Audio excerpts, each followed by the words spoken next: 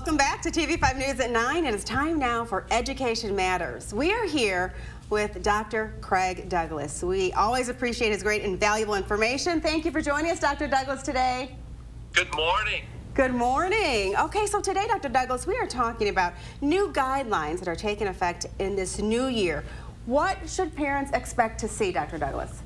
I think parents should stay very closely connected to their schools and expect changes to occur. The governor last week announced new guidelines that really superseded all the previous ones, and she set a clear goal for March 1st for all schools to be back in session in person, at least on a part-time basis.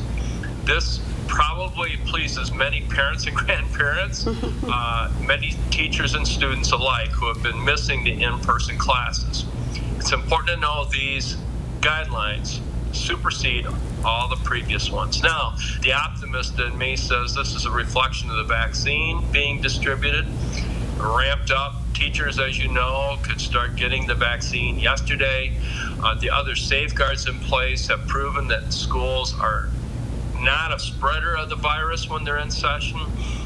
Early studies reflect this. That's very optimistic.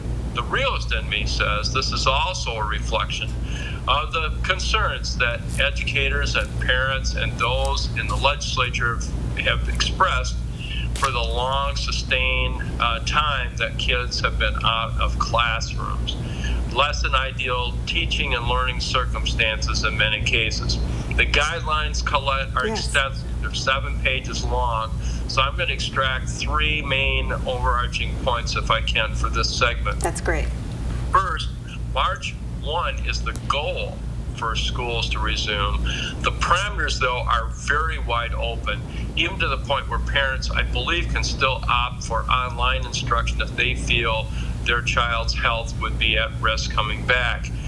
Also, schools can elect to do a hybrid model of either 2 or 3 days a week, as many have done with success in the first semester.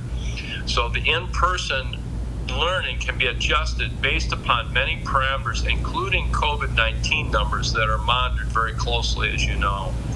Second, rapid testing.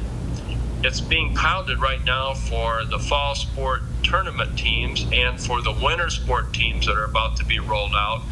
And while rapid testing is not a requirement, it is mentioned in the document, and it's hoped that more schools will be able to offer more rapid testing for not only students but also staff. Likewise, the vaccines being rolled out will also help bring promise prior to the March 1st date. Third point is very important. All the safety protocols will remain in place. That means schools will continue to follow the guidelines about wearing masks and social distancing. There are even more guidelines in this document about schools rescheduling or scheduling students in cohorts. So a cohort would be where students stay together in one group for the most part during the school day and with one teacher or one set of teachers rather than changing classes in hallways and things like that. So big challenges for guidance counselors and principals moving to a cohort model. But I must say many have already done this with success. It can be done, and I'm sure our educators are up to it. I see all this as encouraging news for educators, for students, and for parents.